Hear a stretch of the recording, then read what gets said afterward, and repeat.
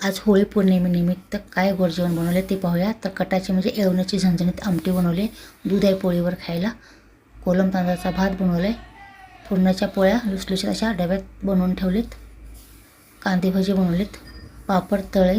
तर आपलं जेवण तयार आहे. तर आपण ताटात वाढायला घेऊया. ताटामध्ये पहिल्यांदा 2 वाट्या ठेवूया. एका वाटीमध्ये दूध वाढूया, दुधामध्ये थोडीशी साखर आणि घरी बनवलेलं तूप वाढूया. नंतर दुसऱ्या वाटीमध्ये येवण्याची आमटी वाढूया. नंतर भात वाढूया कढईला, कांदे भजी वाढूया, भातावर थोडंसं तूप वाढले. नंतर तांदळाचे पापड, पोह्याचे पापड आणि कुरडई वाढूया. पोळीला तूप लावून त्याची घडी घालून पोळी आपण ताटामध्ये ठेवूया. दुसऱ्या पण पोळीला अशीच तूप लावून दुसरी पण पोळी ताटामध्ये ठेवूया. नंतर लिंबूची फोड ठेवूया. तर आपलं जेवणाचं ताट तयारी आपण देवाला नैवेद्य दाखवून जेवायला घेऊया. तर या जेवायला